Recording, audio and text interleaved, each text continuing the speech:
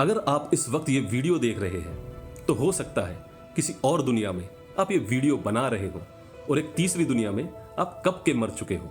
हाँ, ऐसा हो सकता है। ये कोई फिल्मी कहानी नहीं, ये थ्योरी है पैरेलल यूनिवर्स यानी मल्टीवर्स की। कभी ऐसा लगा है अगर उस दिन आप थोड़ा सा देर से निकलते, अगर आपने हाँ के बजाय ना कहा होता तो आपकी जिंदगी कुछ और होती। साइंस मानता है हो सकता है आपकी वो जिंदगी कहीं और सच में एग्जिस्ट करती हो, एक दूसरे यूनिवर्स में, जिसे हम कहते हैं मल्टीवर्स। इसे आसान भाषा में समझते हैं। मान लीजिए आपके सामने दो रास्ते हैं, एक आपने चुना और दूसरा छोड़ दिया। तो साइंस कहता है कि जिस रास्ते को आपने छोड़ा वो भी एक नई दुनिया बन गया, एक ऐसी दुनिया जहां आपने दूसरा फैसला लिया और उसका नतीजा पूरी जिंदगी को बदल देता है। मतलब हर डिसीजन हर पल एक नई रियलिटी बनाता है, एक नया यूनिवर्स बनाता है। मल्टीवर्स का आइडिया जो कभी सिर्फ इमेजिनेशन था, लेकिन आज साइंस, फिलॉसफी और माइथोलॉजी तीनों इसका सच मान चुके हैं।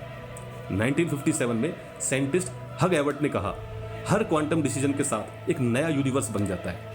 इस थ्योरी को कहा गया many world interpretations. Quantum science के अनुसार एक इलेक्ट्रॉन एक ही वक्त में दो जगह हो सकता है, और अगर इतने छोटे पार्टिकल एक वक्त में दो जगह हो सकते हैं तो हम जैसे बड़े सिस्टम भी एक वक्त में मल्टीपल जगह हो सकते हैं। 1954 में टोक्यो के एक एयरपोर्ट में एक आदमी आता है जो कि वेल ड्रेस्ड था, अपना पासपोर्ट चेक करने देता है। एयरपोर्ट अथॉरिटी उस पासपोर्ट को देखकर चौंक जाती है, क्योंकि वो पासपोर्ट एक ऐसी कंट्री का था जो इस दुनिया में एग्जिस्ट ही नहीं करती, जिसका नाम था टॉर्ड। एयरपोर्ट सिक्योरिटी उसे कस्टडी में ले लेती है और उसे एक रूम में बंद कर दिया जाता है और उसके बाहर दो गार्ड तैनात कर दिए जाते हैं। लेकिन जब अगले दिन वो रूम खोला जाता है तो वो आदमी उसके सारे डॉक्यूमेंट गायब हो जाते हैं। ऐसा कहा जाता है कि वो एक पैरेलल यूनिवर्स से आया था।